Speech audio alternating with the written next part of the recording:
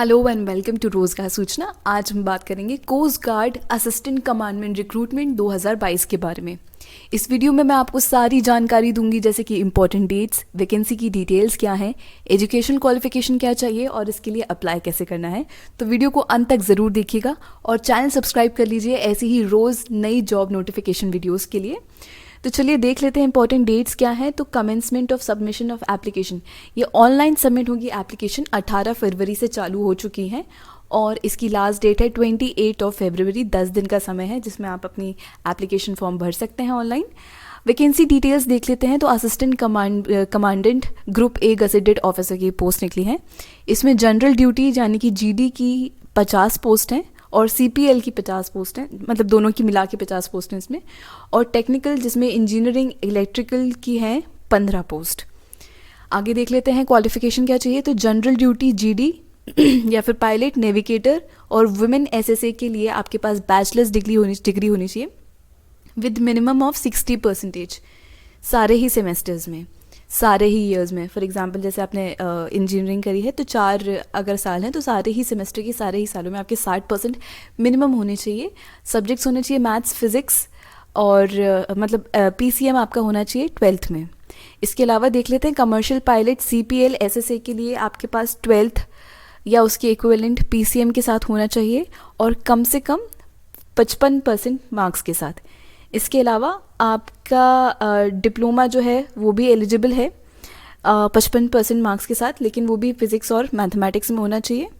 और एक आपके पास current commercial pilot license issued होना चाहिए जो कि वैलिड हो, issued by director general civil aviation.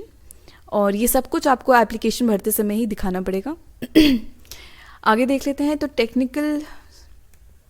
Technical mechanical के लिए आपके पास इंजीनियरिंग की डिग्री होनी चाहिए किसी भी रिकॉग्नाइज्ड यूनिवर्सिटी इन नेवल आर्किटेक्चर या फिर मैकेनिकल या फिर मरीन या ऑटोमोटिव या इंडस्ट्रियल एंड प्रोडक्शन और मेटलर्जी या फिर डिज़ाइन या एरोनॉटिकल या aerospace with minimum of 60% aggregate.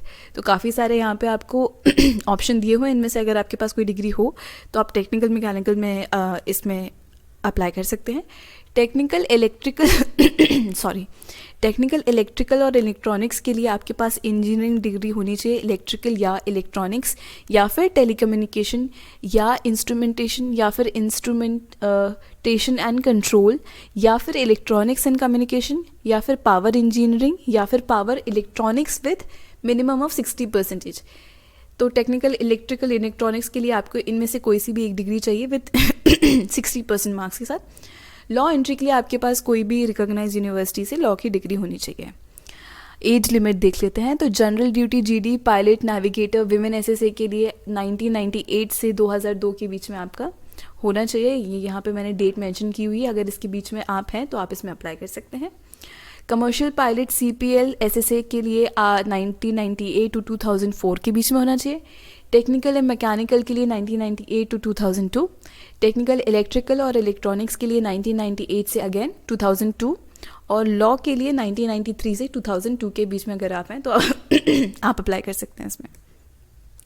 Selection criteria देख लेते हैं कि आखिर सिलेक्शन होगा कैसे। तो ऑल इंडिया मेरिट के बेसिस पे इसका सिलेक्शन होगा और कुछ 5 स्टेजेस में यहाँ पे एग्ज़ाम होगा। तो आप इसमें अप्लाई कर सकते हैं इस वेबसाइट पे जाके joinIndianCoastGuard.cdac.in। 18 फरवरी से 28 फरवरी के बीच में ऑनलाइन एप्लीकेशन आप यहाँ पे भर सकते हैं।